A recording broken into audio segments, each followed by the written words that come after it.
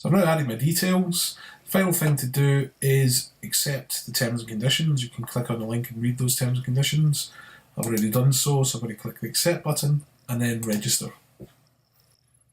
The next page that appears actually gives me all of the information and all of the links I need to actually download and get started with the tool straight away. So what I'm going to do is start the download from here. So I have the choice. Do I want to work in either ArchiCAD 18 Start Edition 2015, ArchiCAD 17 or the ArchiCAD 16 base products? So I'm going to go with ArchiCAD 18, and then it's simply a choice of am I running Windows, or in this case I'm running a Mac.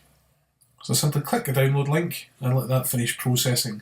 There are instructions here that tell us what to do, so the next step is once this is downloaded, we install the installer, we launch it, and we sign in, and it takes us through these steps.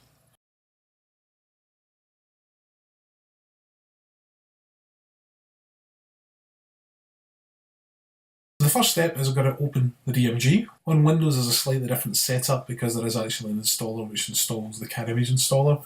On Mac it's a different process. We literally just take the application and drag and drop it into the applications folder. Personally, what I like to do at that point on Mac OS is just take this and I'll drag it down here and position it beside my ArchiCAD installations.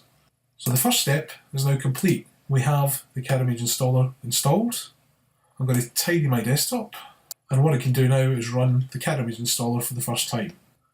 So the first thing I need to do at this stage is connect. So I'm going to provide my details. So it's the same username and password that I used to create the account. And what that does is then examine the system to see what's installed. Now, on a clean machine there'll be absolutely nothing installed here. I obviously have some stuff installed because I already have other tools on the system. But what we'll do is then look at, rather than install tools, the trial versions or the educational versions. So I'm running a trial, and what I can do here is just go through and choose whatever tools I wish to work with. So I'm just going to grab them all. So literally select all. These are now all checked. And all I do at this point is hit the download and install button.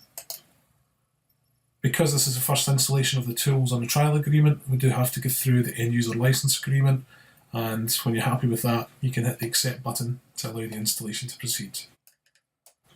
And what you can see is this is now completed, so it tells me these tools have been installed.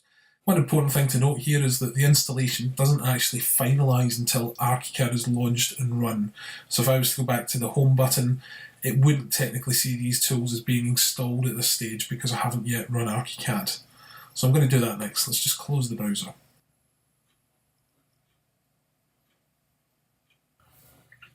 So I've now opened ArchiCAD. You'll see that at the top of the screen there is now a Cadimage menus appeared with the tools in here. There is a separate one for Objective. It's a pretty comprehensive tool with lots of menu options, so this is on its own separate menu at the moment. Everything's installed and ready to go, except you'll see there's none of the buttons down here. Now if you remember back to the first page when I talked about the work environment, I said I wasn't going to download the automatic install. Literally that just you run it and it does the installation and it's all nice and simple. But what I thought I would do is look at the manual installation so you can see how that actually works. The folder with the necessary files is on my desktop, so all I'm going to do is go to the options menu, down to work environment and into work environment itself.